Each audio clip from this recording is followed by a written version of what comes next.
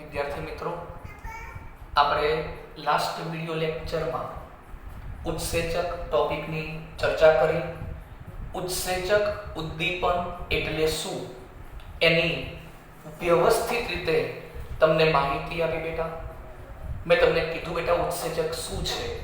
તો ઉત્સેચક એ એક પ્રકારના નાઇટ્રોજન યુક્ત કાર્બનિક સંકીર્ણ સંયોજનો છે અને ઉત્સેચકો મોટા ભાગે વનસ્પતિ અને પ્રાણીઓમાંથી મળી આવે છે, એટલે કે સજીવોમાંથી મળી આવે છે.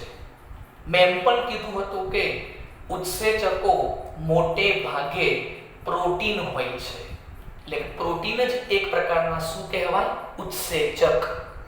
પછી આપણે એવી પણ વાત કરી હતી કે ઉત્સેચક એ પ્રક્રિયાનો વેગ 10⁸ થી 10⁻² ગણો વધારી શકે છે.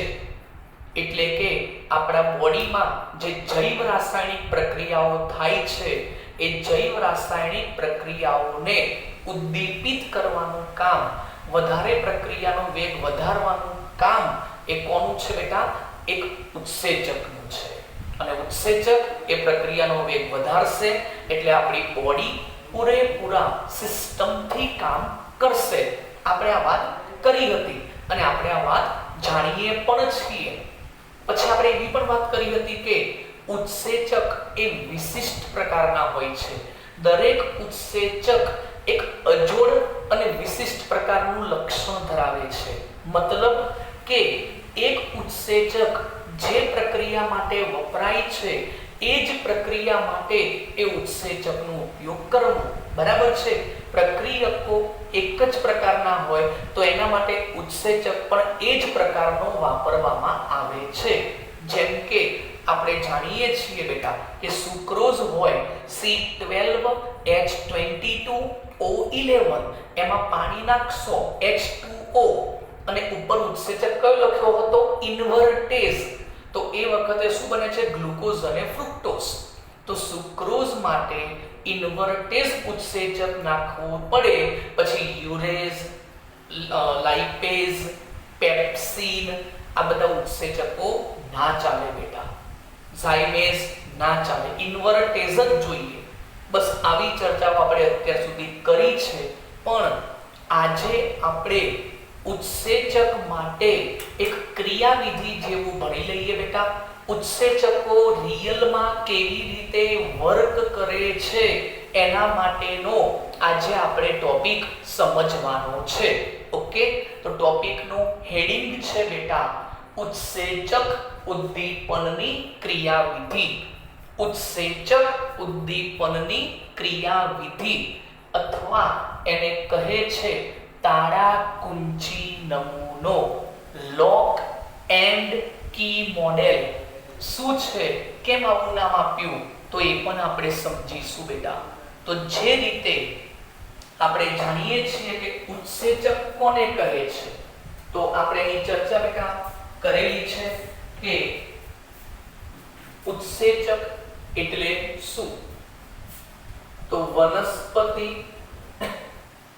અને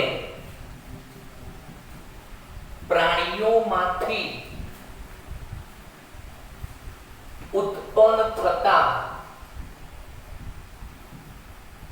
નાઇટ્રોજન યુક્ત કાર્બનિક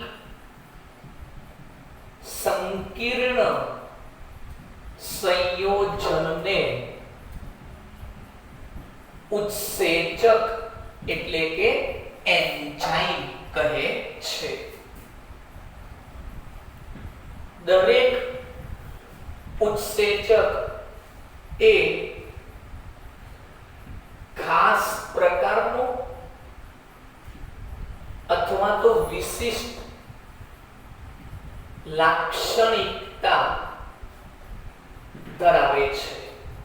મતલબ કે આપણે એના વિશે વાત કરીએ. તાળાકુંચી નમૂનો કેવી રીતે સમજાવી શકાય? આપણે જાણીએ છીએ કે એક તાળું હોય અને આ તાળાની અંદર તમે ઘણી બધી ચાવી એડ કરશો, ઘણી બધી ચાવી, અસંખ્ય અલગ અલગ ચાવીઓ એડ કરશો, પણ આ તાળું ખુલશે નહીં, કારણ કે એક જ તાળું ખોલવા માટે આપણે એના માટે એક જ પ્રકારની ચાવીનો ઉપયોગ કરી શકાય કે જેના આ છેડા છે, આ જે શેપ દેખાય ને આકાર, એ આકાર આ બહારથી નહીં જોવાનો પણ એની અંદર પણ એવો જ આકારનું બંધ બેસતો ભાગ હશે. તો આ જે સપાટી દેખાય ખાંચા ખાંચાવાળી ચાવીની, એવી જ ખાંચાવાળી સપાટી આ લોકની અંદર હશે. એટલે કે આ સમજો ઉત્સેચક છે, બરાબર છે, અને આ શું છે? પ્રક્રિયકના અણુઓ છે, એને પ્રક્રિયાર્થી પણ કહેવાય. તો એક જ પ્રકારનું તાળું ખોલવા માટે એક જ પ્રકારના ઉત્સેચકની જરૂર પડે છે. એ જ રીતે એક જ પ્રકારના પ્રક્રિયકોને પ્રક્રિયા કરવી હોય તો એના માટે એક જ પ્રકારનો ચોક્કસ પ્રકારનો ઉત્સેચક જોઈએ. બીજો ઉત્સેચક હશે તો પ્રક્રિયા થશે નહીં, બીજી ચાવી હશે તો લોક ખુલશે નહીં. તો લોક ખોલવું, અંદર ગયો આ ઉત્સેચક, આ પ્રક્રિયક, તો પ્રક્રિયક અને ઉત્સેચક વચ્ચે પ્રક્રિયા થઈ. ઓકે, હવે આ પ્રક્રિયા થઈ એટલે આ કયું સંયોજન બન્યું? મધ્યવર્તી સંયોજન બન્યું. અને પછી અંદર પ્રક્રિયાનો વેગ વધ્યો, આ લોક ખુલી ગયું. લોક ખુલી ગયું એટલે આપણે ચાવી બહાર કાઢી, ઉત્સેચક પોતાની મૂળ જગ્યાએ ગયો અને આ લોક ખુલી ગયું. આ પ્રક્રિયકનું રૂપાંતર શેમાં થઈ ગયું? નિપજમાં થઈ ગયું. શેમાં થઈ ગયું? નિપજમાં. તો પહેલા પ્રક્રિયક આ રીતે હતા, હવે લોક ખુલી ગયું એટલે નિપજ બની ગઈ. તો સેમ આ જ વાત આપણે ઉત્સેચકમાં ક્રિયાવિધિમાં સમજવાની છે. એટલે આ નમૂનાને આપણે લોક એન્ડ કી મોડેલની જેમ સમજીશું. તો સમજી ગયા આખી વાત હવે કમ્પ્લીટ. તો મેં તમને જે ટોપિકની સમજૂતી આપી એ તમારા મગજમાં ઉતરી ગઈ બેટા. તો આપણે એવું લખી શકાય કે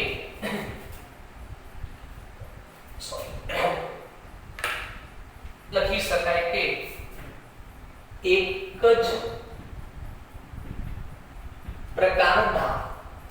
જ પ્રકારના પ્રક્રિયક સાથે કોઈ ચોક્કસ અથવા તો એક જ પ્રકારનો ઉત્સેચક વપરાય છે. તે જ રીતે એક તાળાની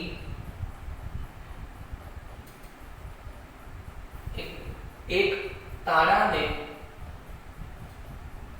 ખોલવા માટે એક ચોક્કસ પ્રકારની ચાવી વપરાય છે. ઓકે, એક જ પ્રકારનો પ્રક્રિયક હોય, બરાબર, જેમ કે સુક્રોઝ, અને એમાંથી નિપજ બનાવવી હોય તો ઉત્સેચક કયો વપરાય? ઇન્વર્ટેસ. એ રીતે એક તાળું ખોલવું હોય તેના માટે ચોક્કસ પ્રકારની બંધ બેસતી ચાવી આવે તો જ એક લોક ખુલે, બાકી લોક ખુલે નહીં. એટલે કહેવાનો મતલબ યોગ્ય ઉત્સેચક હોય તો જ પ્રક્રિયા થશે, બાકી પ્રક્રિયા નહીં થાય. તો જ પ્રક્રિયકના અણુ એકબીજા સાથે પ્રક્રિયા કરીને નિપજ બનાવશે. કોના મદદથી? ઉત્સેચકની મદદથી. એ જે ચાવી હશે તો જ લોક ખુલશે, બાકી લોક નહીં ખુલે. તો લોક તોડવાની વાત નથી, પ્રોપર ઉદાહરણ જુઓ, બરાબર, ખાલી ઉદાહરણ આપું છું તમને. ઓકે, તો આ એક ઇમ્પોર્ટન્ટ સેન્ટેન્સ તમારા માટે લખ્યું છે. હવે આપણે એક થોડું ક્રિયાવિધિ છે કે હું તમને એક સેટ દોરીને બતાવું છું તમને સમજવા માટે. ધારો કે આ રીતે એક ઉત્સેચક મેં તમારા માટે દોર્યો છે. ઉત્સેચકને અંગ્રેજીમાં કહેવાય એન્ઝાઇમ. એટલે આ ઉત્સેચક છે, આ એની સપાટી છે. સપાટી કેવી હોય? છિદ્રાળુ. ખબર છે, ઉત્સેચકની સપાટી છિદ્રાળુ હોય. હવે એના જોડે આપણે પ્રક્રિયા કરાવવા માટે પ્રક્રિયકના અણુઓ લઈએ છીએ.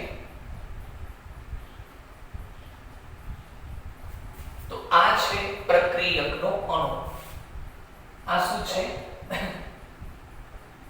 પ્રક્રિયકનો અણુ, જેને પ્રક્રિયાર્થી પણ કહે છે. પ્રક્રિયકનો અણુ એને શું કહે છે? પ્રક્રિયાર્થી. અંગ્રેજીમાં એને સબસ્ટ્રેટ પણ કહેવાય. શું કહેવાય? સબસ્ટ્રેટ. તો ઉત્સેચકને ઈ કહેવાય, પ્રક્રિયાર્થીને એસ કહેવાય. એસ એટલે સબસ્ટ્રેટ, પ્રક્રિયકનો અણુ. તો તમે જુઓ આ બંને એકબીજા સાથે બંધ બેસતા આવી જાય એ પ્રમાણે દોર્યા છે. બરાબર છે? આ ખાંચો આમાં ફિટ થશે અને આ ખાંચો આમાં ફિટ થશે. તો અહીં ઉત્સેચકની સપાટી પણ તમે જુઓ સક્રિય છે, કામ કરવા માટે છિદ્રાળુ છે, અને પ્રક્રિયકની પણ સપાટી જો ખાંચા વાળી એટલે છિદ્રાળુ છે. હવે આ પ્રક્રિયકનો જે અણુ છે એ પ્રક્રિયકનો અણુ આની જોડે બંધ બેસતો ગોઠવાઈ જશે. તો હવે જે મેં કીધું ને કે ચાવી અને તાળું, તો પ્રક્રિયકનો અણુ ઉત્સેચક ઉપર આવશે અને આ બંને એકબીજામાં કમ્પ્લીટ ફિટ થઈ જશે. એટલે આ રીતે.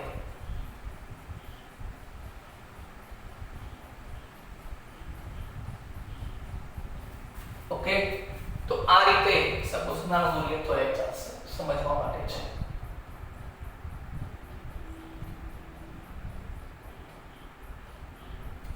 ઓકે, સમજવા માટે છે. જો તો આ ભાગ જે દેખાય છે એ ઉત્સેચક અને આ ભાગની અંદર બંધ બેસતો આવી ગયો છે. આવી ગયો બંધ બેસતો, આ ભાગની અંદર બંધ બેસતો આવી ગયો. એટલે આ શું કહેવાય બેટા? ઈ. ઈ એટલે બેટા એન્ઝાઇમ, અને આ શું છે બેટા? સબસ્ટ્રેટ. ઓકે, તો આ ભાગ જો તમે સમજો બેટા, આખો આ ટુકડો ઉઠાઈને ફિટ કર્યો, બંને આમ ફિટ કરી લીધા. ઓકે, આ બંને આમ ફિટ કરી લીધા. ઓકે, તો ફિટ થઈ ગયા. જો સમજી ગયા આખી વાત? દેખો બેટા, આમ ફિટ થઈ ગયા. ઓકે, આ રીતે ફિટ થઈ જાય. તો આ બન્યું એક મધ્યવર્તી સંયોજન. શું બન્યું બેટા? મધ્યવર્તી સંયોજન. કોનું બન્યું બેટા? ઉત્સેચક અને બીજો કોણ છે બેટા? પ્રક્રિયાર્થી. બરાબર છે? અને એ પ્રક્રિયાર્થીનું આ એક શું બન્યું? મધ્યવર્તી સંયોજન અથવા તો સંકીર્ણ સંયોજન બન્યું. ES શું બન્યું? સંકીર્ણ સંયોજન. અને પછી હવે એમના વચ્ચે પ્રક્રિયા થશે, એટલે પછી અહીં પ્રક્રિયકના અણુઓ શું કરશે? એકબીજા સાથે જોડાશે ને, એટલે અહીં નિપજ બનશે. તો દેખો અહીં જ આપણે નિપજ બનાવીએ છીએ. ચોપડીમાં થોડું એક સ્ટેપ નથી દોરેલું, પણ આપણે આ રીતે દોરીએ ને તો પણ ચાલશે બેટા. જુઓ આ જે છે ને એન્ઝાઇમ્સ છે, બરાબર છે? અને હવે અહીંથી P એટલે શું કહેવાય? પ્રોડક્ટ. P એટલે પ્રોડક્ટ, નિપજ. તો હવે આ પ્રક્રિયકના અણુઓ એકબીજા સાથે અથડામણ કરશે અને પ્રક્રિયા કરીને શું બનાવશે? નિપજ બનાવશે. શું બનાવશે બેટા? નિપજ. તો અહીં કહેવાય ઉત્સેચક નિપજ સંકીર્ણ સંયોજન. આ કયું બન્યું? ઉત્સેચક પ્રક્રિયક સંકીર્ણ સંયોજન. આ લાંબો સમય ટકી શકતું નથી. હવે નિપજ બની ગઈ ને, તો હવે ઉત્સેચક પોતાની મૂળ અવસ્થામાં પાછો આવી જશે અને નિપજો કેવી થઈ જશે? અલગ. તો દેખો હવે ઉત્સેચક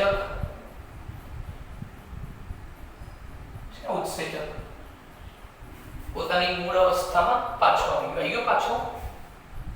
સમજવા બેટા, આવી ગયો ઉત્સેચક પાછો આવી ગયો ને, અને પ્લસ શું બનશે બેટા? આ બે નિપજો દેખો,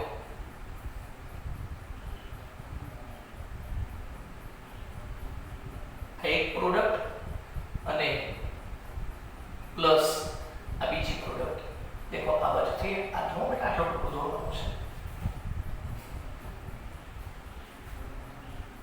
આ બે પ્રોડક્ટ નિપજ અને નિપજ. સમજી ગયા આખી વાત? જો એક આ દેખો, આટલેથી આટલો ટુકડો અને આટલેથી આટલો ટુકડો. નિપજ બની ગઈ બેટા. તો પ્રક્રિયકના અણુમાંથી શું બની? નિપજ બની. તો આ રીતે નિપજ તમે અલગ પાડી શકો છો. ઓકે, તો ટૂંકમાં અને ઉત્સેચક પોતાની મૂળ અવસ્થામાં પાછો આવી ગયો. તો જે રીતે ઉદ્દીપક પાછો આવતો હતો ને એ રીતે બેટા એટલું સિમ્પલ છે. જુઓ ચોપડીમાં તમને તાળા અને કુંચી, લોક અને ચાવી એવું દોરી બતાવ્યું છે, પણ એવું ના દોરવું હોય અને આ પ્રમાણે દોરો તો પણ ચાલશે. આપણે તો સમજવાનું જ છે બેટા કે પ્રક્રિયા કઈ રીતે થાય છે. તો જુઓ ઉત્સેચક ખબર પડી બેટા, તો આ છે ઉત્સેચક, બરાબર છે. એની સપાટી કેવી હોય બેટા? સક્રિય હોય. અને સપાટી પર શું હોય બેટા? છિદ્રો હોય. આ શું છે? પ્રક્રિયક. પ્રક્રિયક એટલે R, સબસ્ટ્રેટ કો તો S. એ પણ સપાટી કેવી હોય? છિદ્રાળુ. હવે પ્રક્રિયકનો અણુ આની અંદર બંધ બેસતો ગોઠવા ઉત્સેચકની સપાટી પર આવશે તો એ વખતે શું બનશે? ES, સંકીર્ણ સંયોજન.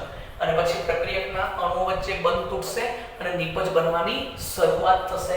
તો નિપજ બનવાની શરૂઆત થઈ અને પછી જ્યારે નિપજ બની જશે ને બેટા, એટલે કે લોક ખુલી જશે, લોક ખુલી જશે, પછી ચાવી ભરાઈ રાખવાની જરૂર નથી, ચાવી બહાર કાઢી નાખવાની. તો એ રીતે ઉત્સેચક પોતાની મૂળ અવસ્થામાં પાછો આવશે અને નિપજ છૂટી પડશે.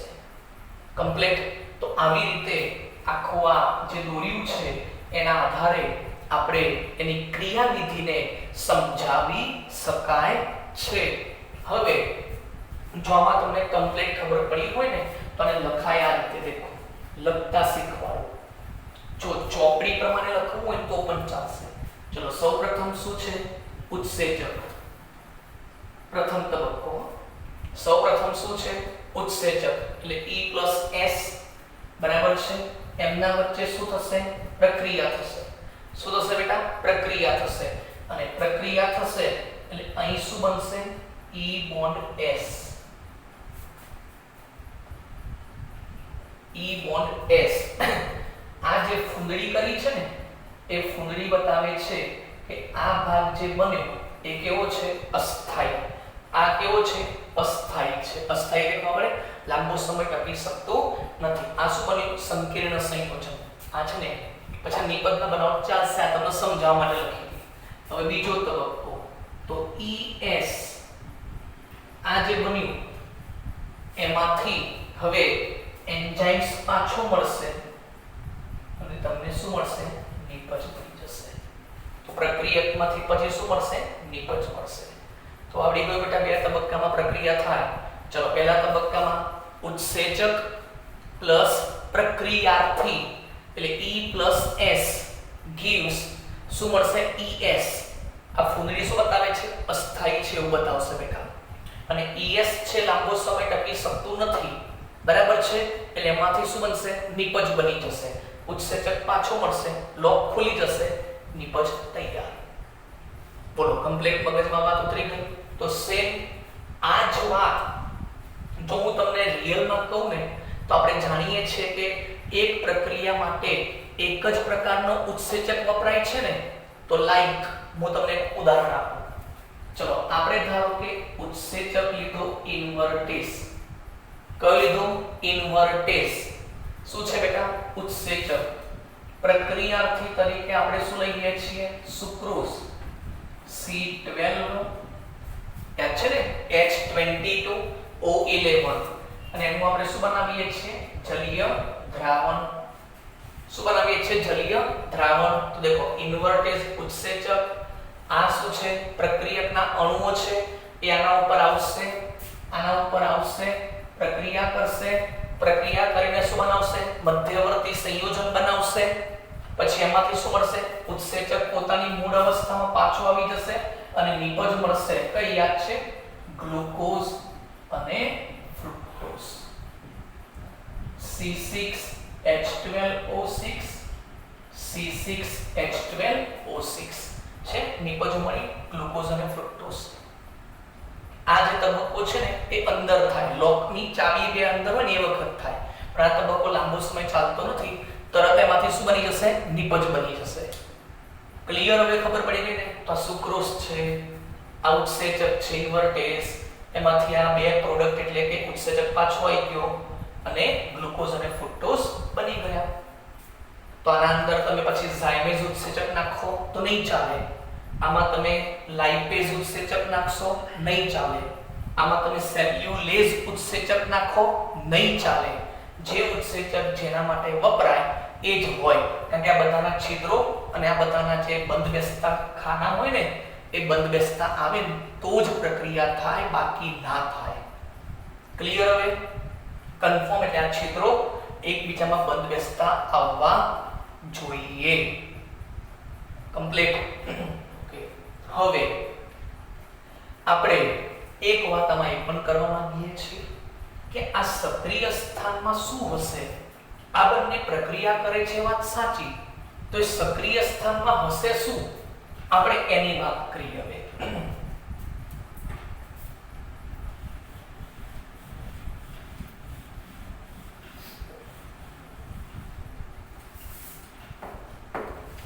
જો તમને સમજાવું.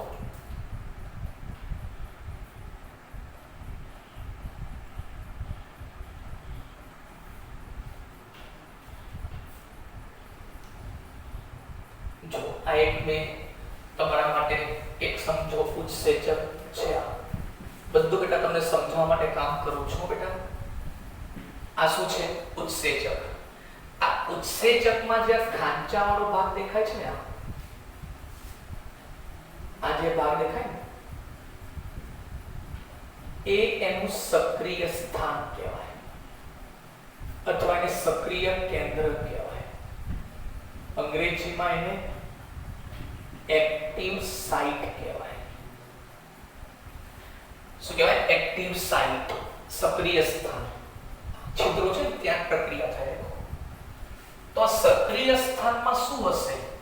તો આ સક્રિય સ્થાન જે છે ને એ ચોક્કસ પ્રકારના ક્રિયાશીલ સમૂહો ધરાવતું હશે.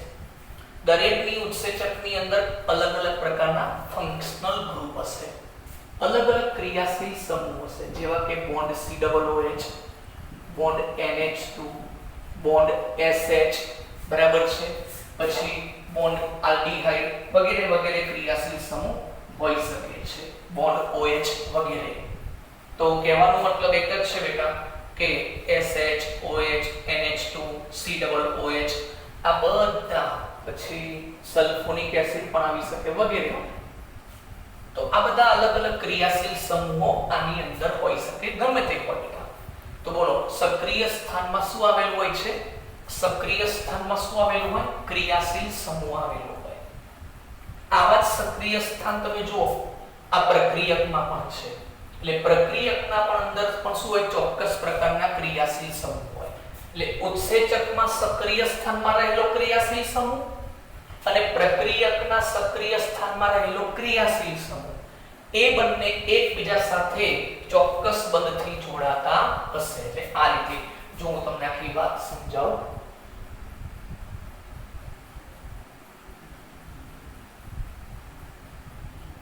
આ એક એક્ટિવ સાઇટ થોડી સમજો, બરાબર? તો ધારો કે આ એક્ટિવ સાઇટમાં સપોઝ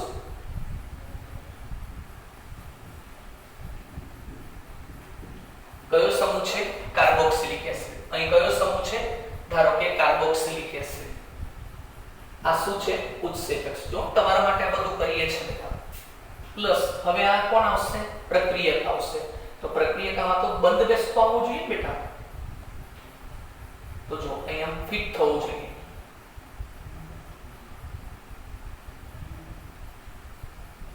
સમજી ગયા? આખું ટુકડું આમાં ફિટ થશે. તો આમાં ફિટ થવું જોઈએ, બંધ બેસતો આવવું જોઈએ ને ખાંચામાં. તો આ શું છે? પ્રક્રિયાર્થી. એને કહેવાય S, આને કહેવાય E. તો દેખો આ પણ સક્રિય સ્થાન છે, આ સક્રિય સ્થાન. બરાબર. તો આ સક્રિય સ્થાનમાં ધારો કે NH2 સમૂહ હોય. કયો સમૂહ હોય? NH2. સમજણ પડે છે બેટા? દેખો તો ઉત્સેચક અને આ પ્રક્રિયાર્થી.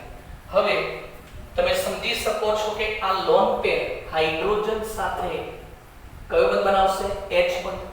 આ લોન પેર હાઇડ્રોજન સાથે કયો બંધ બનાવશે? H બંધ. બની ગયા, ભેગા થઈ ગયા, જોડાઈ ગયા. ES બની ગયું. આખું આ શું બન્યું? શું બન્યું બેટા? મધ્યવર્તી સંયોજન થઈ ગયું ES. અને આ જે બંધ બને છે એ એક પ્રકારના નિર્બળ વાન ડર વાલ્સ આકર્ષણ બળ બનતા હોય છે. નિર્બળ વાન ડર વાલ્સ આકર્ષણ બળ હોય, જેમાં કે વાન ડર વાલ્સ આકર્ષણ બળમાં કયા કયા બળ હોઈ શકે? જેમ કે ડાયપોલ એટલે કે દ્વિધ્રુવીય બળ પણ હોઈ શકે, હાઇડ્રોજન બળ અથવા તો હાઇડ્રોજન બંધ પણ હોઈ શકે. તો બેટા બે સક્રિય સ્થાનમાં રહેલા ઉત્સેચકનું સક્રિય સ્થાન અને પ્રક્રિયકનું પણ સક્રિય સ્થાન, બંને સક્રિય સ્થાનમાં રહેલા જે ક્રિયાશીલ સમૂહો છે એ ક્રિયાશીલ સમૂહો એકબીજા સાથે જોડાય છે ત્યારે ચોક્કસ પ્રકારના એક વાન ડર વાલ્સ આકર્ષણ બળથી જોડાય છે. આ બળ બહુ નિર્બળ હોય છે, જેમાં દ્વિધ્રુવીય પણ હોઈ શકે, હાઇડ્રોજન બંધ પણ હોઈ શકે. તો આવા પ્રકારથી આ ઘટનાનું નિર્માણ થાય છે. સમજી ગયા આખી વાત? હવે તો જે હું તમારા સામે ચર્ચા કરી રહ્યો છું એ એક પ્રકારનું લોક એન્ડ કી મોડેલ છે. જેમ તાળું અને ચાવી એકબીજામાં બંધ બેસતા ગોઠવાય તો જ તાળું ખુલે છે, એ જ રીતે જ્યારે ઉત્સેચકનું સક્રિય સ્થાન અને પ્રક્રિયકનું સક્રિય સ્થાન એકબીજા સાથે ચોક્કસ પ્રકારના બંધ બનાવે તો જ નિપજ બનશે, બાકી નિપજ નહીં બને. ક્લિયર? તો આ રીતે આપણે આ એક થિયરી છે ઉત્સેચક ઉદ્દીપનની ક્રિયાવિધિ. આઈ થિંક તમારા મગજમાં આ કમ્પ્લીટ વાત ઉતરી ગઈ હશે. તો જો તાળું અને ચાવીની વાત કરતા હોય તો ચાવી શું કહેવાય? ઉત્સેચક કહેવાય, અને આ તાળું છે એ શું કહેવાય? પ્રક્રિયાર્થી કહેવાય. આ ઉત્સેચક અને આ પ્રક્રિયાર્થી. ઓકે, આ વસ્તુ તમે ખાસ યાદ રાખજો. ઓકે, તો અહીં આપણે ઉત્સેચક ઉદ્દીપનની ક્રિયાવિધિ બેટા પૂરી થાય છે, તમે જોઈ લો.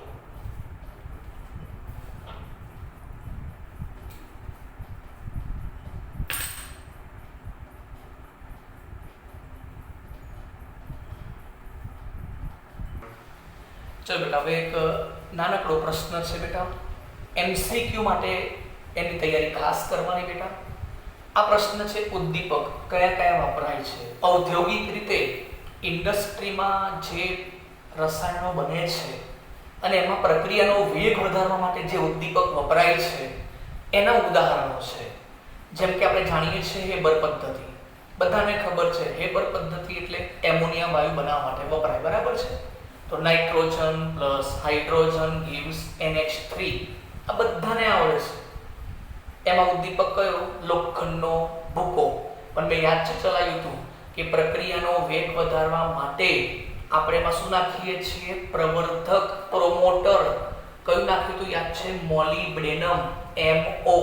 તો જુઓ હેબર પદ્ધતિ સમીકરણ તો આવડે જ છે. હવે ભાઈ લોખંડનો ભૂકો ઉદ્દીપક છે, પ્રવર્ધક તરીકે મોલિબ્ડેનમ, તાપમાન તમારે આવશે 723 થી 773 કેલ્વિન, દબાણ આવશે 200 બાર.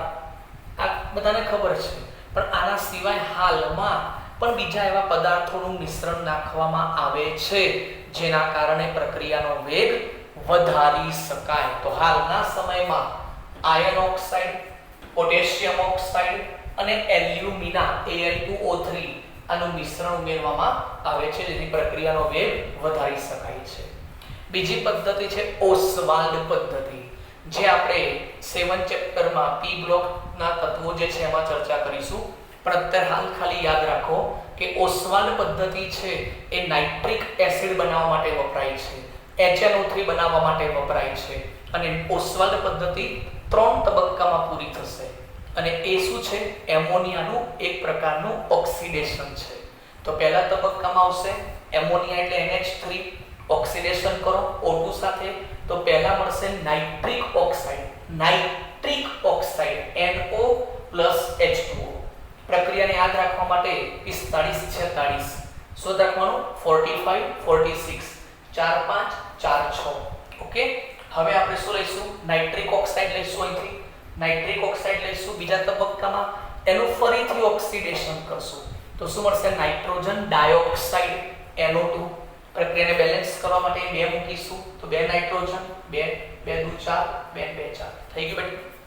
પછી આ નાઇટ્રોજન ડાયોક્સાઇડ ને લઈશું અને પછી આ પાણી જે બાકી હતું ને H2O, એ H2O અહીં નાખીશું. અને વળી પાછું ઓક્સિડેશન કરીશું. દેખો ઓક્સિડેશન ઓક્સિડેશન ઓક્સિડેશન, ત્રણેય તબક્કામાં શું કરવાનું છે? ઓક્સિડેશન. તો આ NO2 વાયુનું પાણીની હાજરીમાં શું કરતા? ઓક્સિડેશન કરતા શું મળે છે? HNO3 નાઇટ્રિક એસિડ મળે છે. બરાબર છે. પ્રક્રિયાને બેલેન્સ કરવા માટે અહીં આપણે 4 મોલ લખીશું. તો 4H હોય તો 2 દુ 4, નાઇટ્રોજન 4 છે તો અહીં 4 નાઇટ્રોજન. ઓકે, તો 4 મોલ નાઇટ્રિક એસિડ મળે છે. આ પ્રક્રિયાનો વેગ વધારવા માટે જે ઉદ્દીપક વપરાય છે એ છે પ્લેટિનાઇઝ્ડ એસ્બેસ્ટોસ. પ્લેટિનાઇઝ્ડ એસ્બેસ્ટોસ, તાપમાન છે 573 કેલ્વિન. MCQ માટે છે, ઉદ્દીપક યાદ રાખવાના હો બેટા. ત્રીજી પદ્ધતિ છે સંપર્ક વિધિ, કોન્ટેક્ટ પ્રોસેસ. કોના માટે વપરાય છે? સલ્ફ્યુરિક એસિડ બનાવવા માટે. તો એમાં શું લઈશું? સલ્ફર ડાયોક્સાઇડ SO2 વાયુનું ઓક્સિડેશન કરતા શું મળે છે? સલ્ફર ટ્રાયોક્સાઇડ SO3 મળે છે. 2 મોલ 2 મોલ. પછી આ SO3 છે એમાં નાખવાનું સંકેન્દ્રિત H2SO4. કેવું? સંકેન્દ્રિત H2SO4. આ સંકેન્દ્રિત H2SO4 SO3 વાયુનું શું કરે? શોષણ કરે. તો આ બંને ભેગા થઈ જાય તો H2 S અને S એટલે S2 4 ને 3 7 ઓક્સિજન એટલે O7. આને કહેવાય ઓલિયમ. શું કહેવાય? ઓલિયમ, ધ્રુમાયમાન સલ્ફ્યુરિક એસિડ, ઓલિયમ. અને આ ઓલિયમમાં પ્લસ H2O એટલે પાણી નાખતા તમને મળશે H2 H2 એટલે 2 વખત છે તો 2H2, સલ્ફર 2 વખત છે તો S થઈ ગયા 2 વખત. O કેટલા છે? 7 + 1 8 તો O4 4 દુ 8 તો 2 મોલ H2SO4 મળશે. ઓકે, આ ઓલિયમ છે અને આ શું છે? સલ્ફ્યુરિક એસિડનું પાણી નાખીને બનાવેલું થોડું મંદ દ્રાવણ. ઓકે, આનો પ્રક્રિયા વેગ વધારવા માટે ઉદ્દીપક ફરીથી પ્લેટિનાઇઝ્ડ એસ્બેસ્ટોસ અથવા તો આપણે રેગ્યુલર કયો નાખીએ છીએ? વેનેડિયમ પેન્ટોક્સાઇડ V2O5 નાખી શકાય છે. તાપમાન છે 673 થી 723 કેલ્વિન. તો ફરીથી ઓસ્વાલ્ડ પદ્ધતિમાં શું બને છે? HNO3 nitric acid. સંપર્ક વિધિમાં શું બને છે? Sulphuric acid. અને હેબર પદ્ધતિથી શું બને છે? એમોનિયા બને છે. ઓકે, તો આ ઉદ્દીપક છે એ બધા તમારે કયા વાપરવા એ યાદ રાખજો બેટા. હા, ઓકે. તો અહીં આપણે અધિશોષણ પૂરું થઈ ગયું, આપણે ઉદ્દીપન અથવા ઉદ્દીપક પૂરું થઈ ગયું, ઉત્સેચક એ પણ આજે પૂરું થઈ ગયું. હવે એક ટોપિક બાકી છે. હવે નેક્સ્ટ વિડિયો લેક્ચરમાં આપણે કલીલ વિશે વાત કરવાની છે. ઓકે, તો વિડિયો લેક્ચર તમે જોઈ લેજો બેટા. નવા લેક્ચર સાથે હવે આપણે મળીશું. Okay, thank you.